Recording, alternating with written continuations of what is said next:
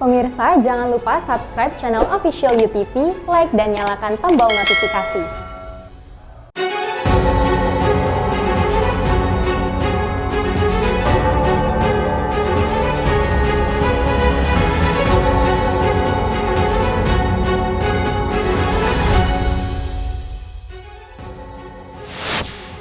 Kejaksaan Negeri Tanjung Pinang usut dugaan korupsi pengerjaan proyek pembangunan peningkatan kualitas permukiman kumuh Tanjung Pinang di kawasan Senggarang dan Kampung Bugis senilai 34 miliar rupiah. Kepala Staf Kantor Presiden, Muldoko, memutuskan akan melaporkan Indonesia Corruption Watch ke kepolisian atas tuduhan pencemaran nama baik terkait tuduhan bisnis obat terapi COVID-19 dan impor beras. Sebuah kapal tanker berbendera Panama MT Zodiac Star yang membawa ribuan ton limbah B3 ke wilayah perairan Indonesia diamankan armada TNI Angkatan Laut. Halo pemirsa, kita berjumpa dalam program U-News. Program ini memberikan informasi bermakna kepada Anda mengenai sejumlah peristiwa menarik di tanah air. Bersama saya, Fahrian Bahri, dan inilah U-News lengkapnya. Pemirsa, Kejari Tangerang terima pelimpahan 14 warga negara India yang kabur dari kewajiban karantina setelah memasuki wilayah Indonesia.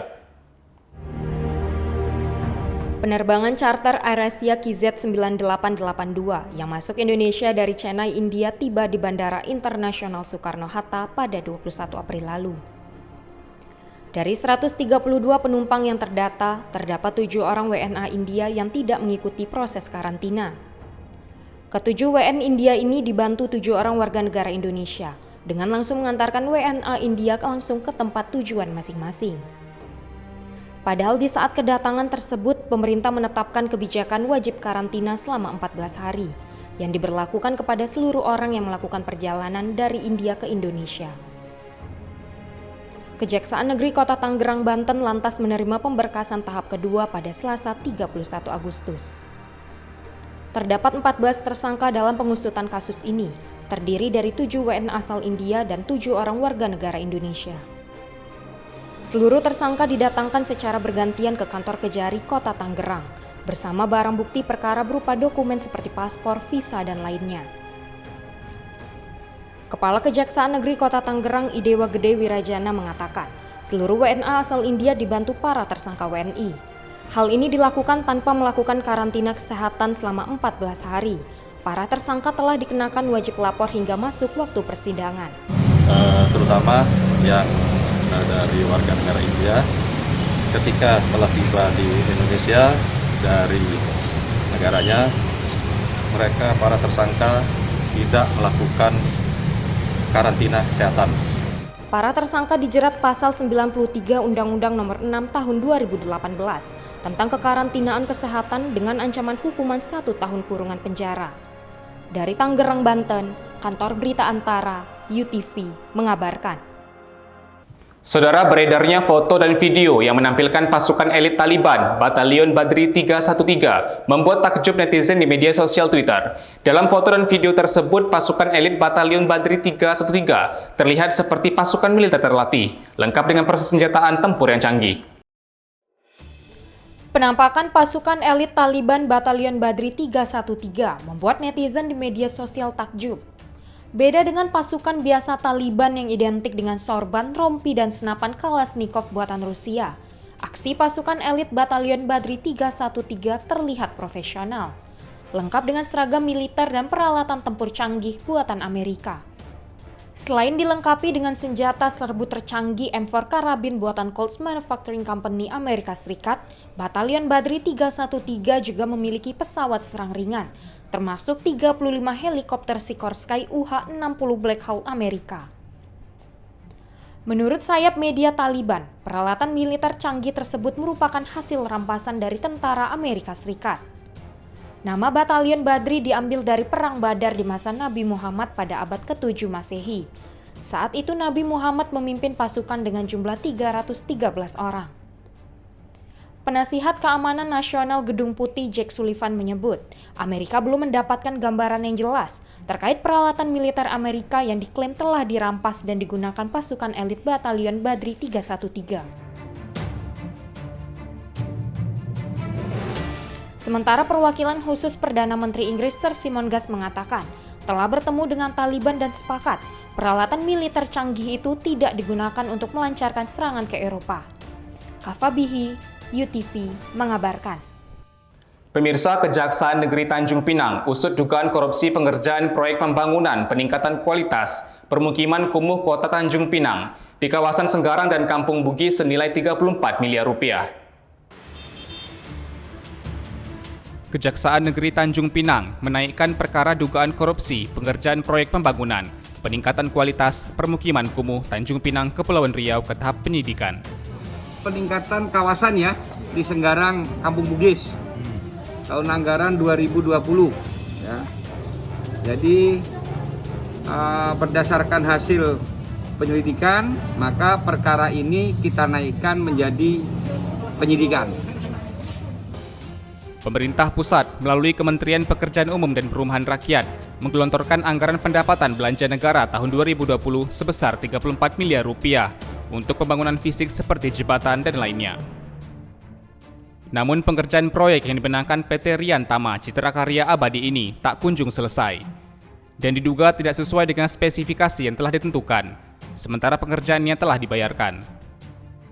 Kepala Kejaksaan Negeri Tanjung Pinang, Joko Yuhono mengaku telah menaikkan perkara dugaan korupsi, peningkatan kualitas permukiman kumuh kawasan Senggarang dan Kampung Bugis ke tahap penyidikan. Joko Yuhono menambahkan, selama proses penyelidikan, pihaknya telah memeriksa sekitar 20 orang saksi dalam perkara tersebut. Dengan dinaikkan perkara ini, penyidik telah menjadwalkan pemeriksaan para saksi guna untuk kepentingan penyidikan. Dari Tanjung Pinang, Kepulauan Riau, Afriyadi, QTV mengabarkan. Pemirsa, Kepala Kantor Kepresidenan Muldoko memutuskan akan melaporkan Indonesia Corruption Watch ke kepolisian atas tuduhan pencemaran nama baik terkait tuduhan bisnis obat terapi COVID-19 dan impor beras. Setelah melayangkan somasi kepada ICW, Kepala Kantor Kepresidenan Muldoko memutuskan untuk tetap melaporkan ICW ke polisi. Pihak Muldoko menilai, jawaban ICW atas 3 surat somasi yang dilayangkan tidak bisa membuktikan tuduhan bahwa Muldoko terlibat dalam bisnis obat terapi COVID-19 dan impor beras. Kuasa hukum Muldoko, Otto Hasibuan, dalam konferensi pers 31 Agustus menyampaikan, sementara ada 2 nama dari ICW yang akan dilaporkan, sedang pihak lain yang terlibat masih menunggu perkembangan selanjutnya. ICW sebenarnya telah mengakui kesalahannya itu, di mana ICW telah mengakui ada misinformasi terhadap terhadap tuduhan mereka tentang beras. Kedua, mereka juga tidak memiliki bukti-bukti yang kuat tentang adanya perburuan rente yang dituduhkan kepada Bapak Muldoko. Muldoko sendiri dengan tegas akan memproses secara hukum terkait tudingan ICW yang dilayangkan kepadanya. Jika dalam 5 hari masih belum menyampaikan klarifikasi dan permintaan maaf, akan melaporkan ke pihak berwajib.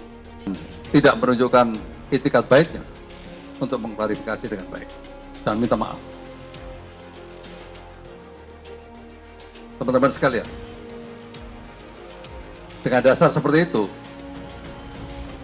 saya akan melanjutkan untuk melaporkan kepada kepolisian.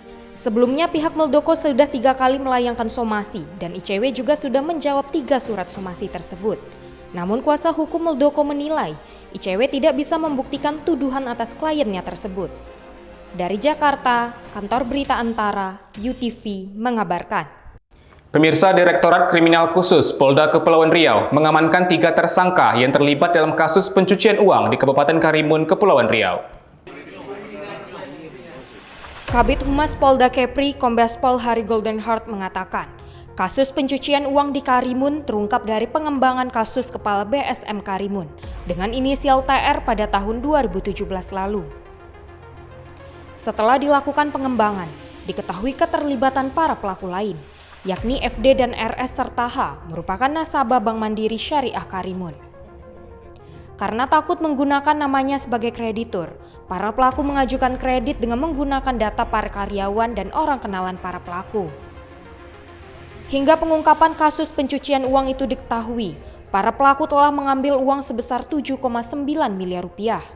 Para pelaku menggunakan 23 sertifikat rumah dan tanah. Sertifikat tanah tersebut diambil para pelaku dari usaha mereka yang merupakan developer perumahan.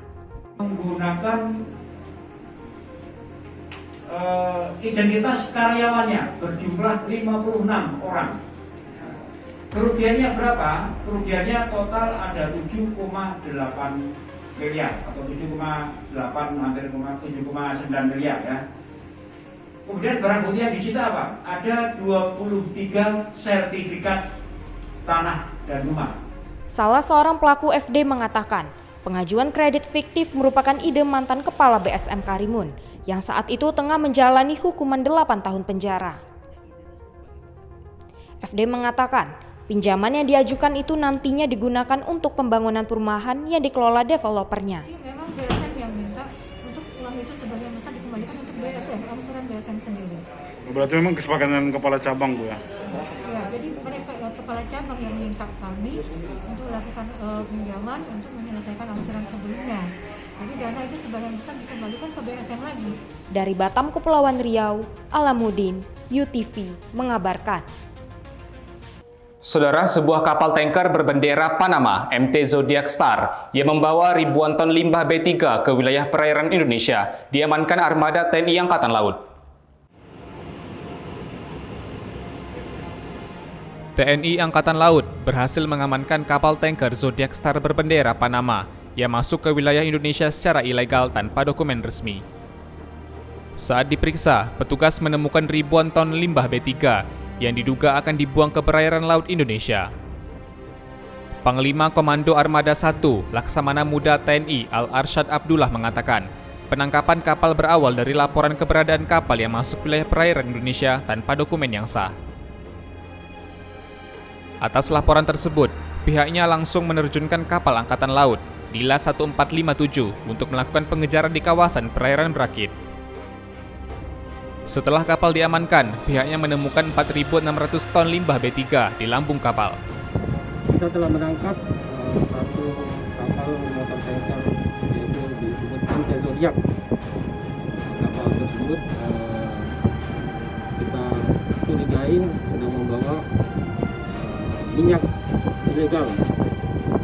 Kemudian kita laksanakan pengawasan dan pengamatan kapal lipa yang sedang melaksanakan patroli di perairan.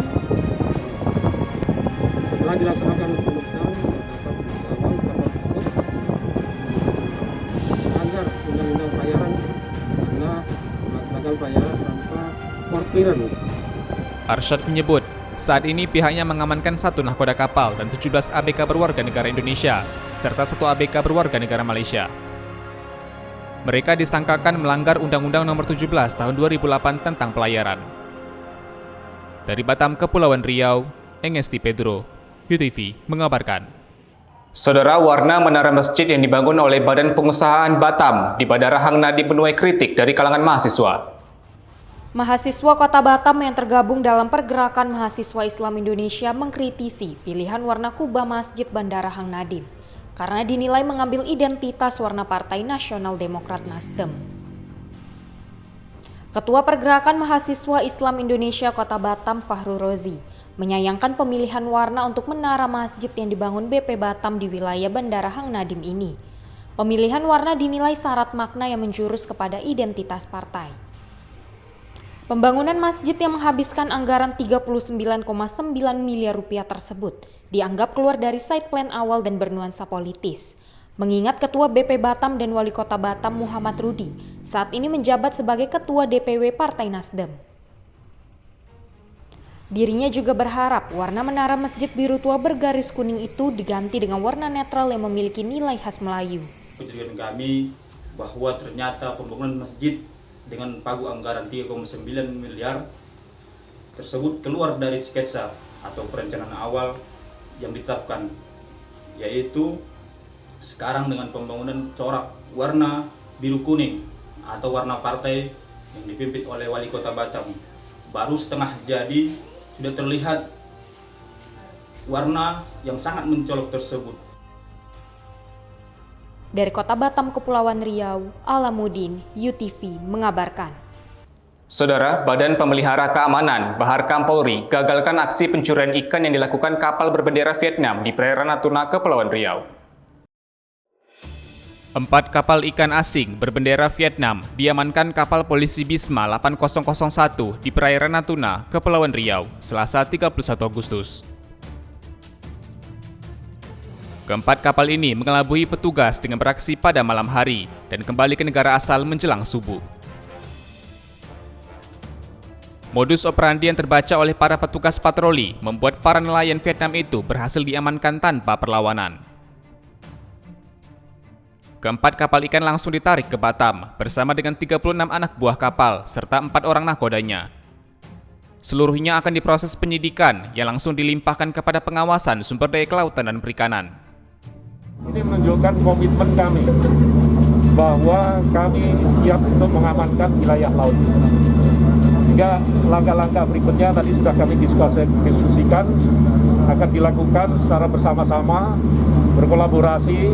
Satu tujuannya mengamankan kekayaan kelautan dan perikanan di seluruh wilayah Republik Indonesia dan menjaga keamanan wilayah perairan dari berbagai bentuk macam gangguan. Dalam pengungkapan kasus ini, Dirpol Lair Korporat Bahar Kampolri berhasil menyelamatkan aset perikanan sebesar 2.340 ton per tahun. Kalkulasi dari keempat kapal yang memiliki 39 palka tersebut dinilai mencegah kerugian negara sebesar 1.444 miliar rupiah per tahunnya. Dari Batam, Kepulauan Riau, Kantor Berita Antara, UTV mengabarkan. Terima kasih telah menyaksikan informasi yang kami sajikan. Tetap saksikan News selanjutnya. Salam sehat, sampai jumpa.